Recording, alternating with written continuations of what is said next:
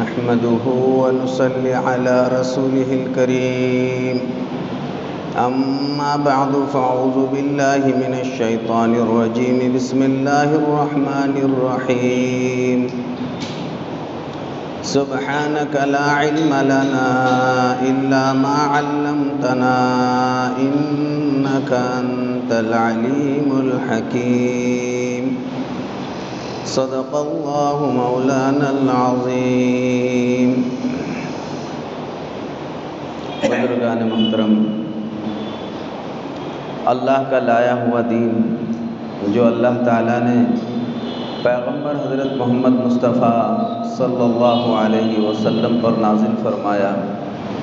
اس مقدس اور مبارک دین کی ابتدا اور آغاز مکۃ المکرمہ میں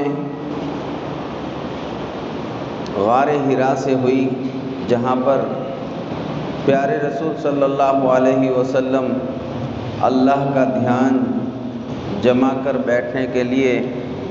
غار حرا میں تشریف لے جایا کرتے تھے. وہی سے پہلے اور نبی بنائے جانے سے پہلے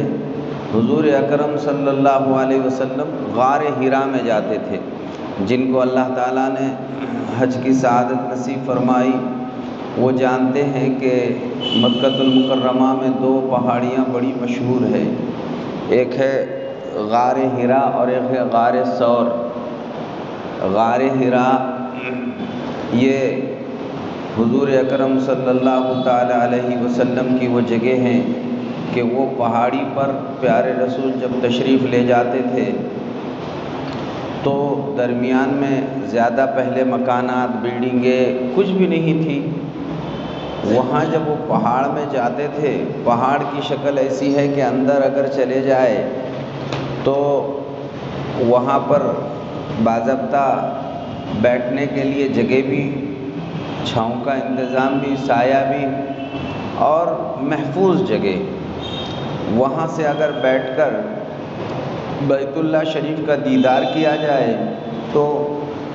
بآسانی بیت اللہ شریف نظر بھی آ جایا کرتا.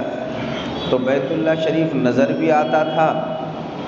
اس لیے اللہ کے رسول صلی اللہ علیہ وسلم اس دیدار کے خاطر وہاں پر تشریف لے جایا کرتے تھے اور وہاں سے بس بیٹھ کر بیت اللہ کا دیدار کیا کرتے تھے. یہی اس وقت کی عبادت تھی. اب نماز کی کیا شکل ہوگی، جو بھی ہوگی، لیکن جب تو کوئی فرض نماز تو تھی نہیں،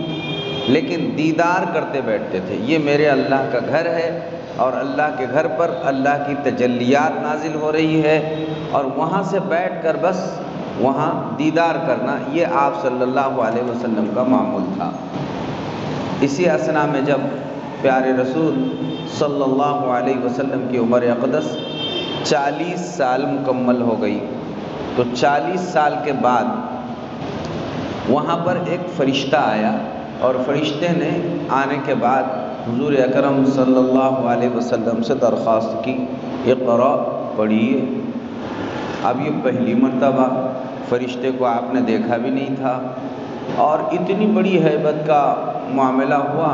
یعنی ایک لمبا واقعہ ہے وہ، آپ علیہ السلام پر پہلے اس سے کیا حالت طاری ہوئی میں آپ کو مختصر بتا رہا ہوں کہ بات یہ بنی کہ اس کے بعد انہوں نے بہرحال پڑھنے کے لیے کہا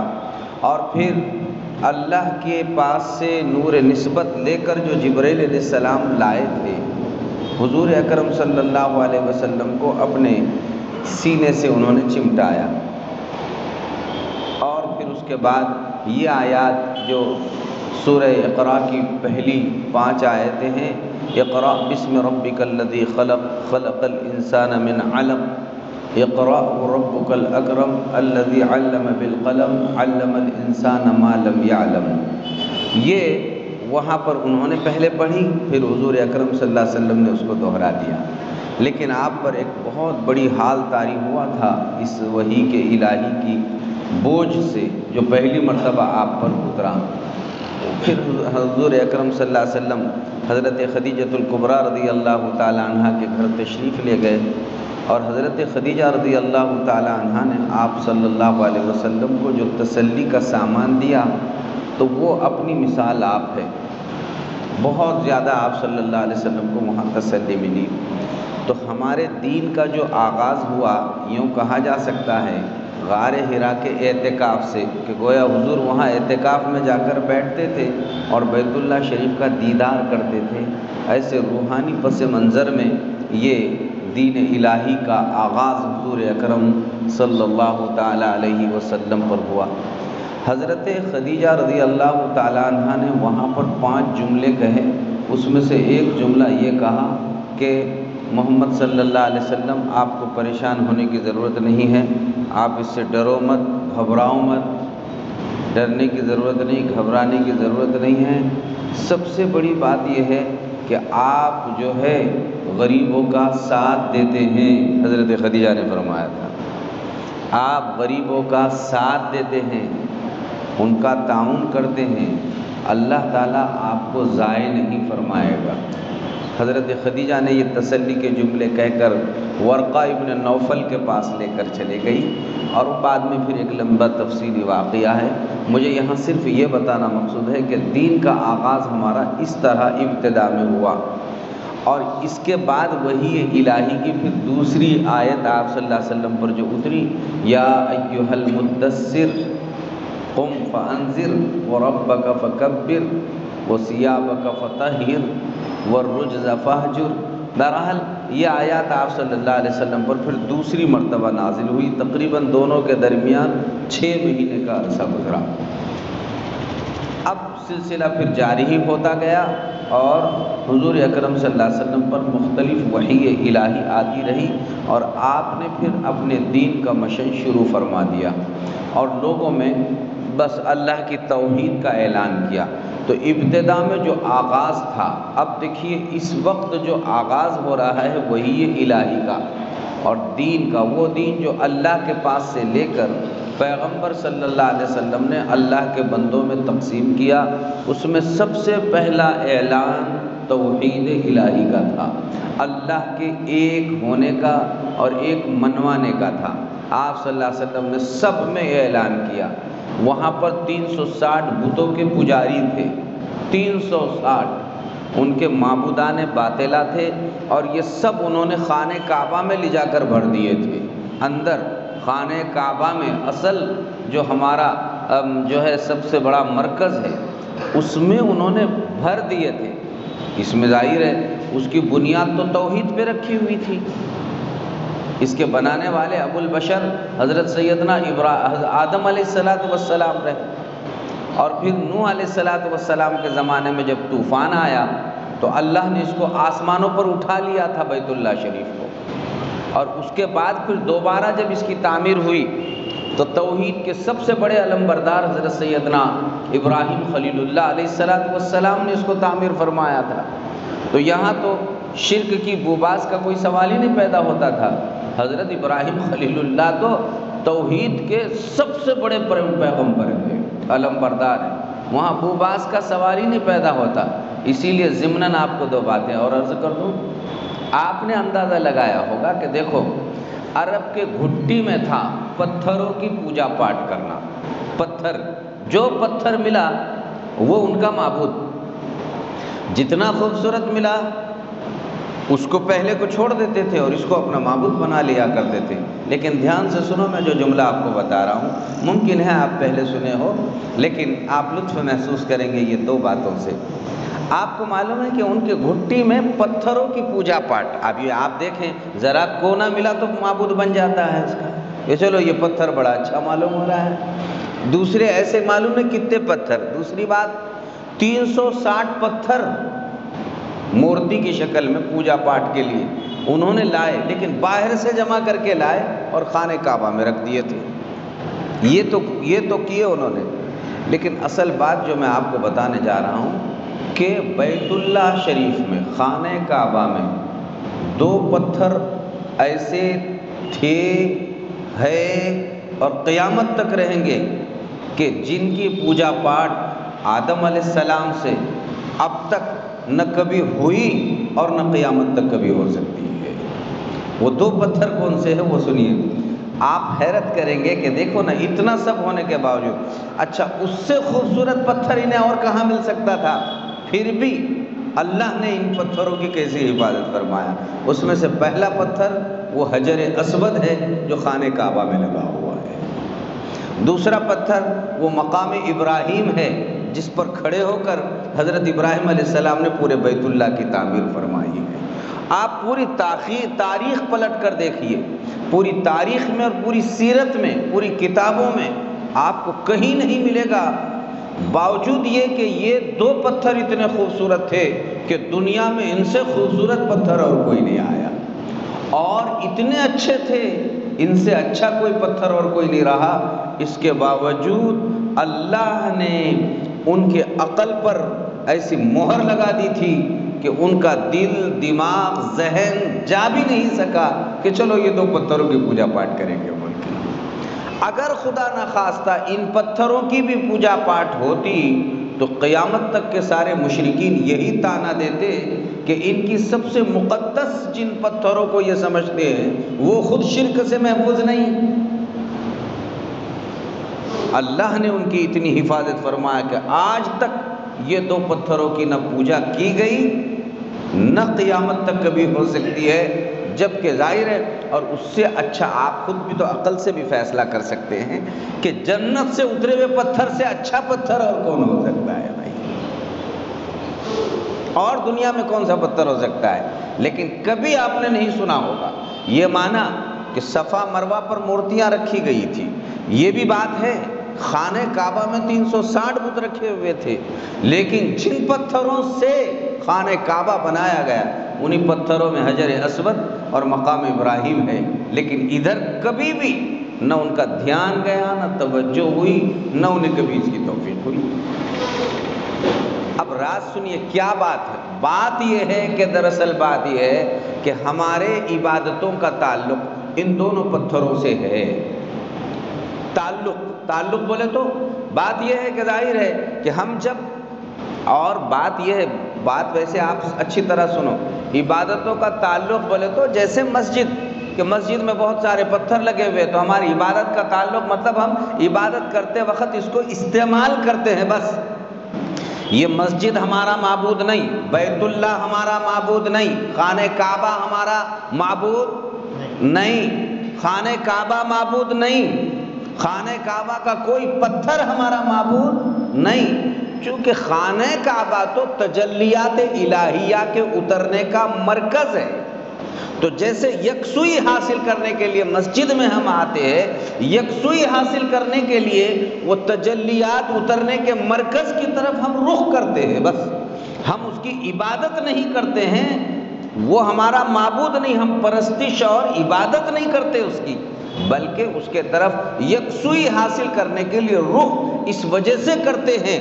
کہ اللہ کی سب سے زیادہ رحمت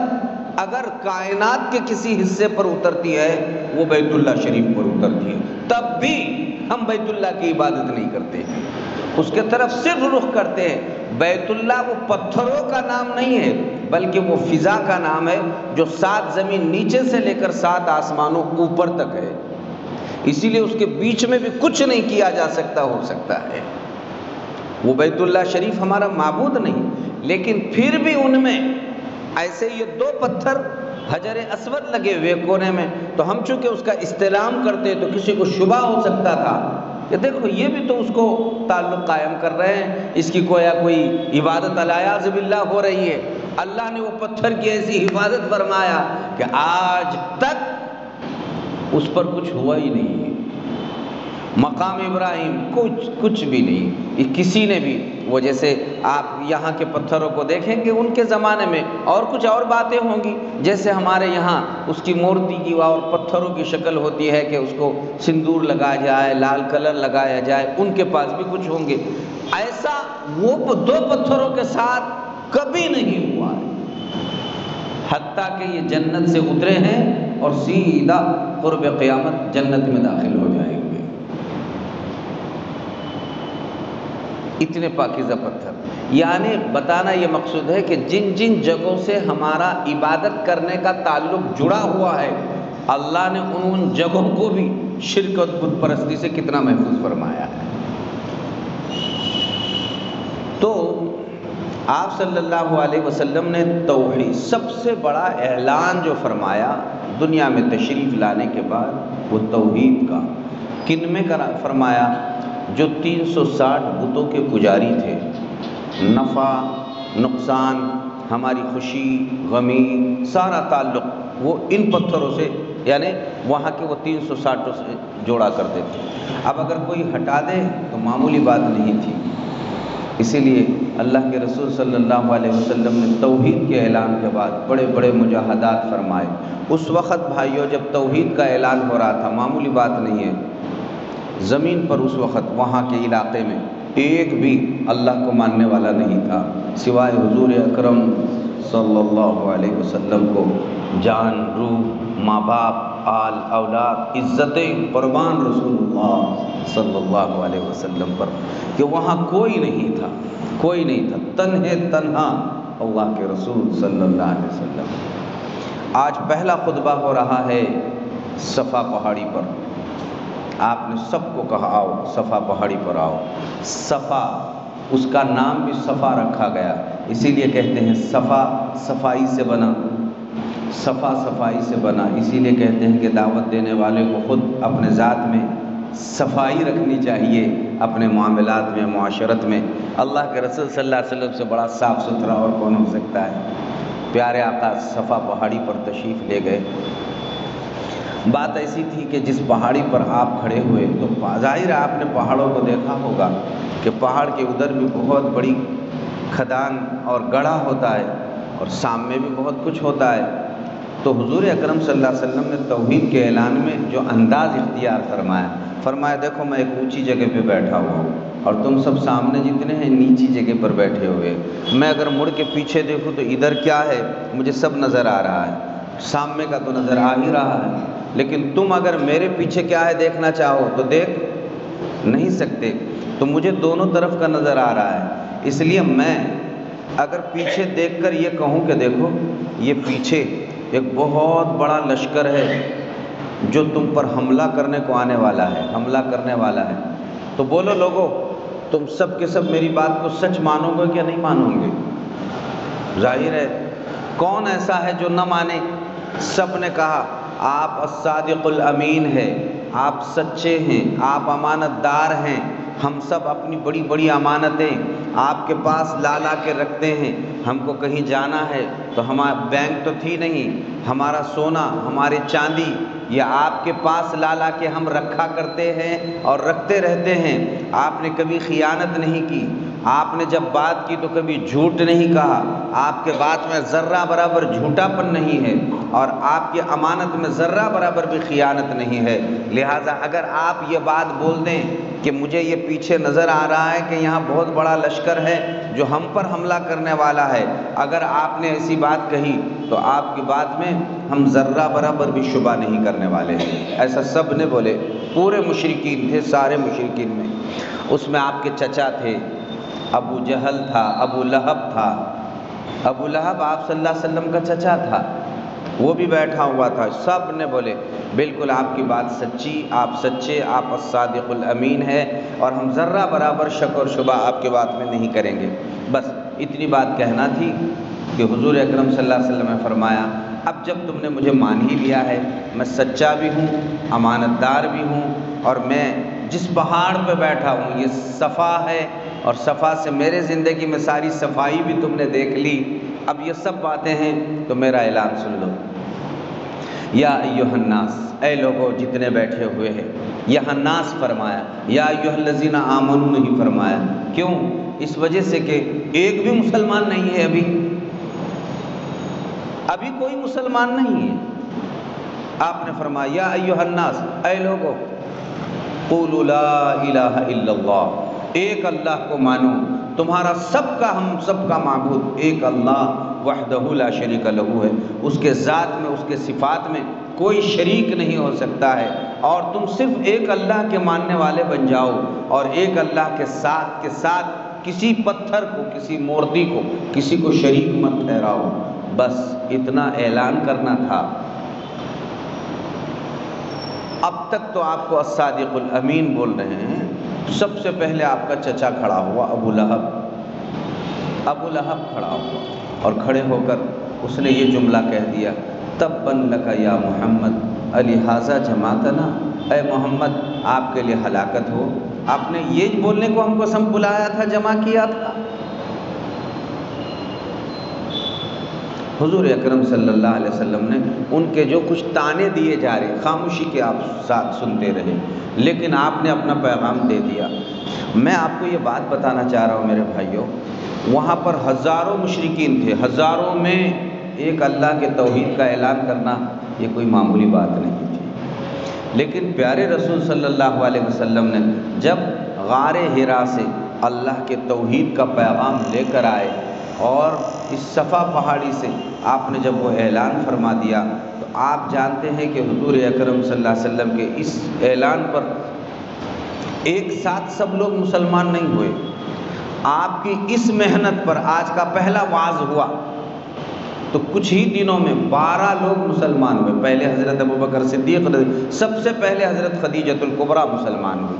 پھر ان کے بعد حضرت ابوبکر صدیق رضی اللہ تعالیٰ عنہ، حضرت علی مرتضیٰ رضی اللہ تعالیٰ عنہ ہوئے، اور پھر اس کے بعد سلسلہ چلتا رہا۔ اس طرح 12 لوگ سب سے پہلے مسلمان ہوئے۔ یہ آپ کے توحید کا اعلان تھا۔ اس وقت سب صرف پوجا پاٹ میں لگے ہوئے تھے، کسی کو معلوم نہیں تھا کہ اللہ ایک ہے، کسی کو پتہ نہیں۔ آپ نے توحید کا علم بلند فرمایا۔ ابھی بھی خانہ کعبہ میں، حالانکہ یہ 12 لوگ مسلمان ہو گئے، لیکن 12 لوگوں کی طاقت کیا ہو سکتی ہے سب جانتے ہیں، لیکن حضور اکرم صلی اللہ علیہ وسلم طاقتوں کے مجسم تھے، روحانیتوں کے مجسم تھے۔ اتنے حالات پر آپ صلی اللہ علیہ وسلم نے بس یہ اپنا مشن جاری فرمایا، اور ایک ایک کو آپ جو ہے دعوت دیتے رہے۔ تو پہلے 12 بنے، پھر 12 کے بعد جو ہے 72 بنے، اور 72 کے بعد جو ہے مشرکین نے جب بہت زیادہ پریشان کیا تو حبشہ کی ہجرت ہوئی، حبشہ کی طرف جانا پڑا، اور پہلی ہجرت ہوئی، پھر اس کے بعد دوسری ہجرت ہوئی، اس کے بعد جا کر پھر اللہ تبارک و تعالیٰ نے فتوحات کے دروازے کھول کر پھر ایک لمبا عرصہ گزرا، تب جا کر مدینہ منورہ کی طرف ہجرت کا آپ صلی اللہ علیہ وسلم کو اور آپ کے صحابہ کو حکم ہوا۔ یہاں یہ بتانا مقصود ہے بھائیوں کہ یہ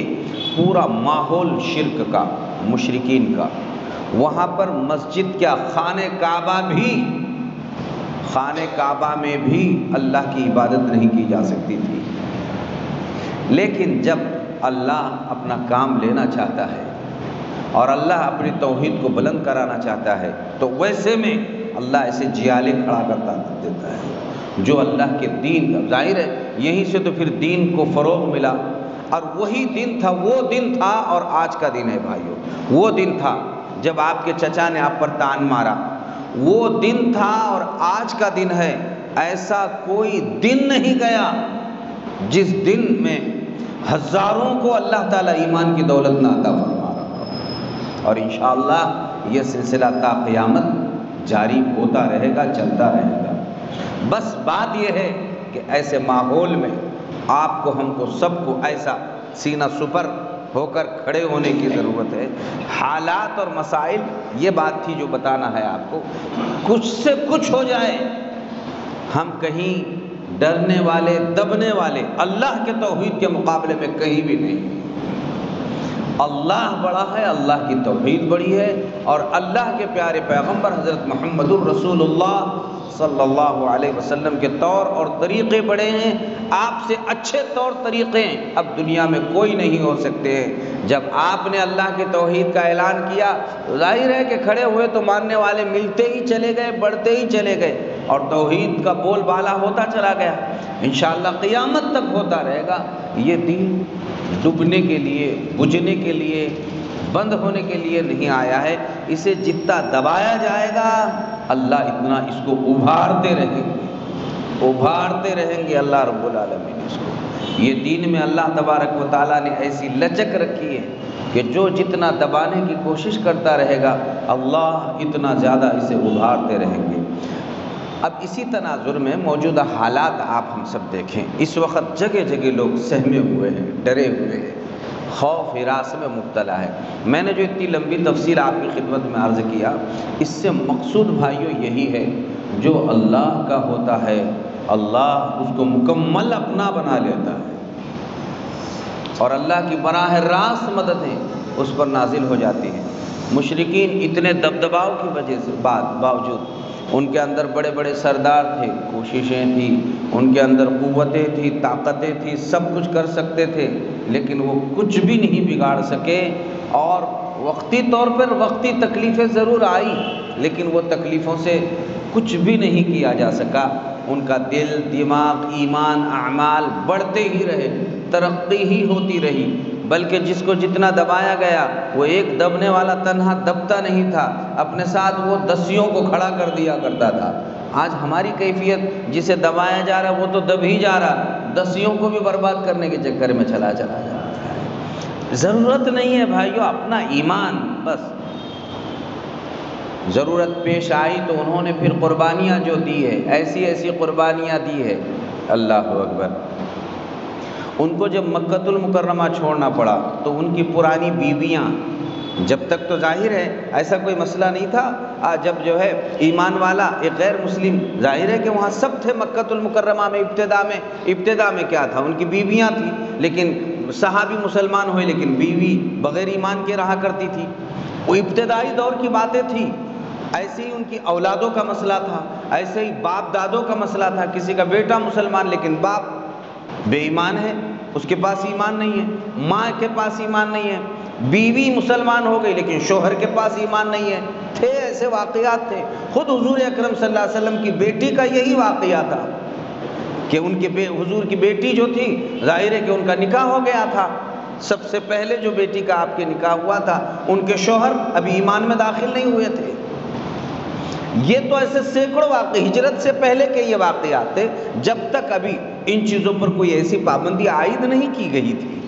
یہ سب مسائل اور احکامات، اب کسی کا کسی سے رشتہ نہیں ہو سکتا ہے، یہ تو اب یہ جب ہجرت ہو گئی، ہجرت کے بعد یہ احکامات نازل ہوئے، وہاں کے بعد اب کسی کے لیے کسی کے ساتھ ایسا معاملہ کرنا جائز نہیں ہوا۔ میں آپ کو بتانا چاہ رہا تھا کہ جب صحابہ ہجرت فرما رہے تھے، یہ ہے توحید، وحدانیت، اللہ کے دین کی حفاظت، اللہ کے دین کی خاطر جد و جہد کرنا، اپنے ایمان اور اعمال اور یقین کو بچانے کی محنت اور فکر کرنا، اور پھر ہزاروں کی اقوال کو ایمان میں داخل کرنے کے لیے کوششیں کاوشیں کرنا، یہ ہے کہ جب ان کو ہجرت کرنی پڑی تو بھائیوں، کسی کو ہجرت کرتے وقت عورتیں تھیں تو شوہروں کو چھوڑنا پڑا، اور شوہر تھے تو بیویوں کو چھوڑنا پڑا، ماں باپ تھے تو اولاد کو چھوڑنا پڑا، اولادیں تھیں تو ماں باپوں کو چھوڑنا پڑا۔ ایسے عزیزوں کو قربان کرنا بھائیو یہ کوئی معمولی قربانی نہیں ہے۔ چلو یہ تو ہوا، رشتہ داروں کو چھوڑنا ہوا، اس سے بڑھ کر اور آپ آگے بڑھیے،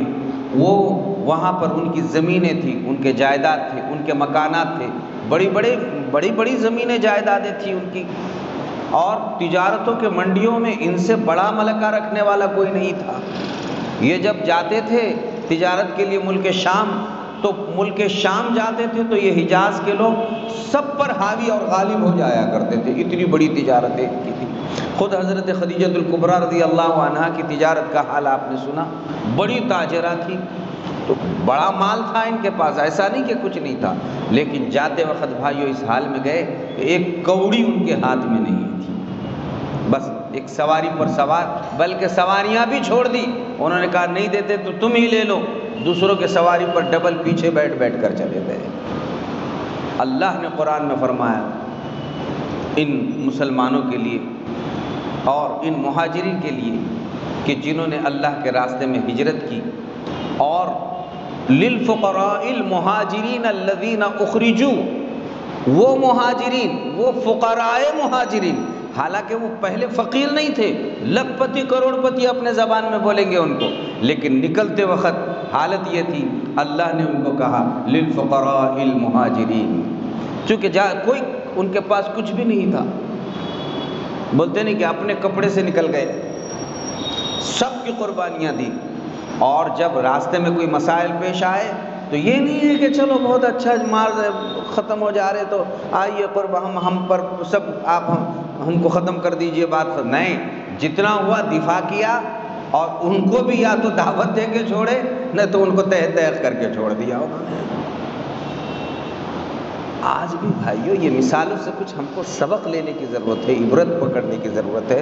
اپنے دین، ایمان، اعمال میں مضبوطیاں پیدا کرنے کی ضرورت ہے۔ ورنہ بات یہ ہے نا کہ ایمان ہمارا سب سے بڑی دولت اگر ہمارے پاس ہے وہ صرف ایمان کی ہے، اللہ وحدہ لا شریک لہ کی ہے۔ اس پر ایسے مضبوطی سے جمے رہو اور ڈٹے رہو بھائیوں، دنیا کی کوئی طاقت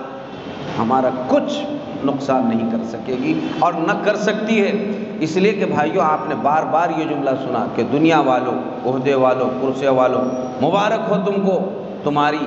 کرسیاں، تمہارے عہدے، تمہارا مال، تمہاری دولتیں، تمہارے کروڑ پتی، ارب پتی، تم کو تمہاری پارٹیاں، اس لیے کہ تمہارے پاس عہدہ ہے، کرسی ہے، مال ہے، پارٹی ہے، دولت ہے، تمہارے پاس سب ہے، ہمارے پاس کچھ نہیں ہے، تمہارے پاس سب ہے، سب تم کو مبارک، ہمارے پاس ہمارا اللہ ہے، اللہ ہے، بس محمد الرسول اللہ صلی اللہ علیہ وسلم نے ایسا عقیدہ ہم کو دیا ہے کہ اس عقیدے کے بعد اب ہمیں کوئی بات کی کوئی ضرورت پیش نہیں آتی ہے۔ پیارے رسول صلی اللہ علیہ وسلم کی برکتوں سے بھائیو وہ دین، وہ ایمان، وہ یقین آپ کو، ہم کو، سب کو ملا ہے۔ ایسے بچوں کے یہ عقیدے بنائے جائیں، ان کو سمجھایا جائے، مایوس مت ہو، کمزور مت ہو، ہمت مت ہارو۔ اللہ دیکھو نا کیسے ہمت کیسے دلا رہا ہے، دھیان سے سنو۔ اللہ پاک قرآن کریم میں ارشاد فرماتا ہے وَلَا تَهِنُوا وَلَا تَحْزَنُوا وَأَنْتُمُ الْأَعْلَوْنَ إِن كُنتُم مُؤْمِنِينَ۔ واقعہ یہ ہوا تھا، غزوہ احد ہوا، غزوہ احد ہوا، آپ کو معلوم ہے غزوہ احد بدر میں مسلمانوں کو فتح ہوئی، اور مسلمانوں کو فتح ہونے کے بعد تقریباً 1 ہی سال کے بعد یہ غزوہ احد پیش آیا، تو ان کے دلوں میں انتقام کا جذبہ تھا کہ ہمارے 70 وہ سب ابو لہب یہ سب وہاں پر برباد ہو گئے، جہنم میں چلے گئے وہ بدر میں، تو ان کو بہت زیادہ لوڑ میں تھے وہ، تو 1 سال کے بعد ہی دوسرا غزوہ بدر کے بعد احد ہوا، اور احد میں ایک معمولی سی لغزش صحابہ سے ہوئی، جو کہا گیا تھا کہ تم یہ ٹیلے پہ کھڑے رہو، یہاں سے اترنا نہیں، مگر انہوں نے دیکھے کہ فتح ہو رہی ہے تو وہ اتر گئے۔ بہرحال اس کی وجہ سے جو نقصان ہوا تو اس میں 70 صحابہ شہید ہو گئے۔ بولو کتنے؟ 70 صحابہ، اللہ کے رسول صلی اللہ علیہ وسلم کے 2 دانت ایسے شہید ہو گئے۔ حدیث سے اس بات کا پتہ چلتا ہے، ایک صحابی وہ آپ کے یہ چہرے انور میں خود بولے تو یہ کڑیوں سے بنی ہوئی ایسی ایک لباس ہوتا تھا کہ اگر کوئی حملہ کرے کسی بھی چیز سے تو اس پر حملہ نہیں ہوتا تھا، وہ خود آپ نے جو پہنی ہوئی تھی اس کی 2 کڑیاں حضور کے چہرے انور میں گھس گئی تھی۔ جو صحابی اس کو ایسے دانت سے پکڑ کے کھینچ کے نکال رہے تھے، وہ نکالنے والے کا خود دانت گر گیا تھا۔ کتاب حدیث میں ہے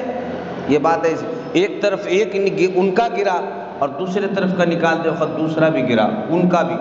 حضور کا تو خیر شہید ہوئی 2 دانت۔ اب یہ ہوا تو یہ ہونے کے بعد خون بہہ رہا تھا، تو اس پر حضرت فاطمہ رضی اللہ تعالی عنہا نے کہتے ہیں کہ یا یہ ہے کہ کسی صحابی نے ایک چٹائی جلائی، ایک چٹائی کی راکھ بنا کر یہ یہاں پر لگا دی گئی، اس کے بعد جا کر خون مبارکہ رک گیا تھا۔ میں آپ کو یہ بتانا چاہ رہا ہوں کہ اتنی تکلیف ہوئی، 70 صحابہ شہید ہوئے، حضور کے چچا حضرت حمزہ شہید ہوئے، حمزہ ابن عبد المطلب شہید ہوئے، اور پھر یہ ہے کہ مسلمانوں کا بہت بڑا نقصان ہوا، اور سارے صحابہ میں اور اس میں ایک غم کا ایک وہ لہر پھیل گئی، اتنا بڑا نقصان ہوا۔ اب سنو نا، اللہ کو اپنے بندوں پر کیسا پیار آ رہا ہے۔ اللہ فرما رہا ہے وَلَا تَهِنُوا وَلَا تَحْزَنُوا وَأَنْتُمُ الْأَعْلَوْنَ إِن كُنتُم مُؤْمِنِينَ۔ میرے پیارے حضور اکرم صلی اللہ علیہ وسلم موجود ہے، لیکن آپ کی برکتوں سے تسلی اللہ دلا رہا ہے، فرما رہا وَلَا تَهِنُوا، ارے میرے نبی کے پیارے صحابہ، وَلَا تَهِنُوا، ہمت مت ہارو، ہمت مت ہارو، تمہارا نقصان بہت بڑا ہوا، ہمت مت ہارو، وَلَا تَحْزَنُوا، غم مت کرو کہ تمہارا بہت بڑا نقصان ہوا، وَأَنْتُمُ الْأَعْلَوْنَ، انتظار کرو اللہ تمہارا ہی سر بلند فرمانے والا ہے۔ ان کنتم مومنین، شرط یہ ہے تم سچے پکے مسلمان باقی رہو۔ نہیں سمجھ رہے آپ؟ شرط یہ ہے کہ تم سچے پکے مسلمان باقی رہو، تم غم مت کرو، اللہ تمہارا سر بلند کرنے والا ہے۔ اللہ نے تسلی جس کو دی ہے اس کا سر کبھی نیچے نہیں ہونے والا ہے، کبھی نہیں ہونے والا ہے۔ ہمیں غم کرنے کی ضرورت نہیں، مایوس ہونے کی ضرورت نہیں۔ جتنے اپنے ایمان میں، یقین میں، عقیدے میں بھائیو پختہ ہے، اور مضبوطی لانے کی فکر کرو، اللہ سے اپنا تعلق جوڑو، اللہ کے پیارے رسول صلی اللہ علیہ وسلم کی ایک ایک طریقہ اور ایک ایک سنت پورے عظمتوں کے ساتھ اپنی زندگی میں لینے کی فکر کرو۔ ولا تہینوا، اور حالات کتنے ہی مخالف سمت میں چلے جائیں اور تمہیں کتنے ہی کٹر پن نظر آ جائیں اور دنیا کی بڑی بڑی طاقتیں تمہارے پیچھے تمہیں نظر آ رہی ہوں، ولا تہینوا، تم ہمت مت ہارو، شرط یہ ہے تم سچے پکے مومن رہو، اللہ تمہارا ہی سر بلند فرمانے والا ہے۔ یہ حالات آج سے نہیں آئے، جتنے تمہارے پیچھے ہوتے گئے اللہ ان کو کچلتا رہا، اور وقتی حالات کو کچلنا اللہ کے لیے کوئی مشکل بات نہیں۔ وما ذلك علی اللہ بعزیز، یہ کوئی مشکل کام اللہ کے لیے نہیں۔ شرط مگر یہ ہے ان کنتم مؤمنین، تم جدھر کی ہوا ادھر جھک جھک کر اپنے ایمان کو تباہ برباد مت کرو، ایمان کو تباہ برباد مت کرو۔ آتے رہے گے وقتی طور پر حالات، اس کے لیے تو کچھ قربانیاں دینی بھی پڑے گی، لیکن اللہ نے جس قوم کو تسلی دی ہے وہ کبھی نامراد نہیں ہونے والی۔ اللہ نے تسلی دی بھائیو ہم کو، آپ کو اللہ نے تسلی دی۔ ولا تہینوا ولا تحزنوا، یہ وقتی پیغام نہیں تھا، پورے قیامت تک آنے والے مسلمانوں کے لیے یہ پیغام تھا کہ ایسے غزوہ احد کے جیسے ہزاروں واقعات آتے رہیں گے، لیکن اللہ کی یہ تسلی قیامت تک باقی رہے گی۔ تم پریشان مت ہو، غم مت کرو، یہ مت سوچو کہ اب ہمارا ایمان کیا، ہماری نوکریوں کا کیا، ہمارے کاروبار کا کیا، ہماری تجارتوں کا کیا۔ وانتم الاعلون، اللہ ان قریب تمہارا ہی سر بلند فرمانے والے ہیں۔ لیکن ان کنتم مؤمنین، شرط یہ ہے سچے پکے مومن رہو، ایمان کی حفاظت کرو، توحید میں ذرہ برابر بھی تم ڈگمگا مت جاؤ، اس میں کوئی گڑبڑ نہیں آنی چاہیے تمہاری۔ وانتم الاعلون، اللہ تم کو سر بلند کریں گے، تمہارے جوانوں کو سر بلند رکھیں گے، تمہاری بیٹیوں اور بیویوں کو سر بلند رکھیں گے، تمہارے گھروں کی عزتوں کو سر بلند رکھیں گے، تم تجارتوں میں سر بلند رہو گے۔ وقتی حالات ہوتے ہیں، ہوا چلتی ہے، ہوا رکنے کے لیے نہیں آتی ہے، وہ جانے ہی کے لیے آیا کرتی ہے۔ وقتی حالات ہوتے ہیں، ہمت ہے، اللہ سے تعلق جوڑو، اللہ سے جڑو، جتنی دینداری آج ہے اپنے دینداری میں اضافہ کرو۔ وہ وقتی لغزش تھی جس کی وجہ سے صحابہ کو نقصان اٹھانا پڑا، تو ہم تو کتنی بڑی بڑی لغزشیں کر رہے ہیں، یہ وقتی نقصان اسی وجہ سے اٹھانا پڑ رہا ہے۔ بس تم لغزشوں کو دور کرتے رہو اور اللہ پر ایمان یقین رکھتے رہو، اللہ تمہیں سربلند فرمانے والا ہے۔ کہیں مایوس ہونے کی ضرورت نہیں، نمازیں پڑھو ایسی میرے رب کی میں عبادت کر رہا ہوں، ایسا مزہ آ جائے سجدے میں کہ بس اس کے مقابلے میں ہمیں کوئی سجدہ، اب سجدہ نہیں، میرے رب اور اللہ کو میں سجدہ کر رہا ہوں۔ میرے بھائیوں، یہ بڑی مبارک امت ہے، اور قربان جائیے رسول اللہ صلی اللہ علیہ وسلم پر، پیارے آقا صلی اللہ علیہ وسلم کی برکتوں سے اللہ نے اس امت کو اتنا نوازا ہے کہ وعدہ کیا گیا کہ تمہیں کبھی بھی ایک ساتھ ہلاک اور برباد کبھی نہیں کیا جائے گا، کبھی نہیں کیا جائے گا۔ ایک ساتھ اگر پوری دنیا ہلاک برباد ہو رہی ہے تو پھر پہلے پورے مسلمان ختم ہوں گے زمین سے، تبھی جا کر اللہ قیامت لائیں گے، ورنہ قیامت بھی جب تک نہیں آئے گی جب تک سب مسلمان دنیا میں باقی رہیں گے۔ یہ اللہ کا بھی وعدہ ہے، دھیان سے سمجھو اور سنو مسلمانوں، قیامت بھی اللہ نہیں لائیں گے۔ جب قیامت نہیں تو اس سے بڑا زلزلہ اور جھٹکا اور اس سے بڑی حکومت تو دنیا میں کوئی ہو نہیں سکتی ہے۔ یہ ہمارا ایمان ہے، الحمدللہ ہم کہیں مایوس نہیں ہیں، اپنے ایمان کی قدر کرو۔ اللہ تعالی ہم سب کو ایمان اعمال پر ثابت قدم رہنے کی توفیق عطا فرمائیں۔ ایمان اعمال میں ذرہ برابر بھی شک و شبہ، تردد اور کسی قسم کی ملاوٹ اور اس کی بدبو سے اللہ ہماری بے انتہا حفاظت فرمائے۔ وآخر دعوانا ان الحمد للہ رب العالمین۔